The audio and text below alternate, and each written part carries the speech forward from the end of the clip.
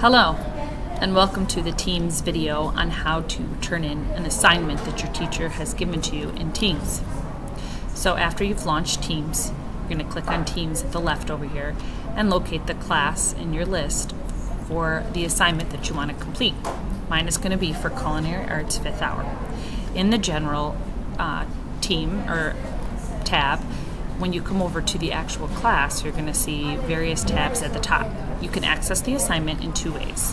One is in the Conversations tab, which is sort of a running list of all the things that are happening in Teams, or you can click directly on Assignments. I like to click on Assignments because then you're going to see a list of all of the assignments for that class.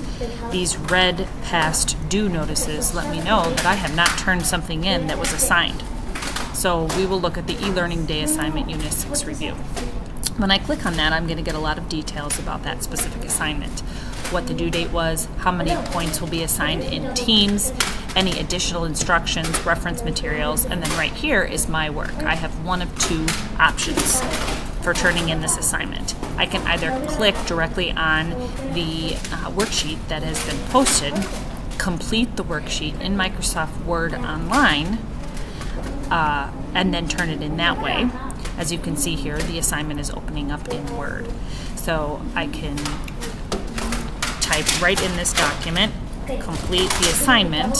Okay, you will see it saves automatically up here at the top. So I could complete the assignment, then I would click close up here. There's no need to save because in Word Online it automatically saves for you. So I could click close, and then once I'm done with the assignment, I can click turn in. Now this says turn in late because I'm past the due date of March 2nd. Now once the assignment is turned in, you're going to see a cute little animation so that you know that it has been turned in.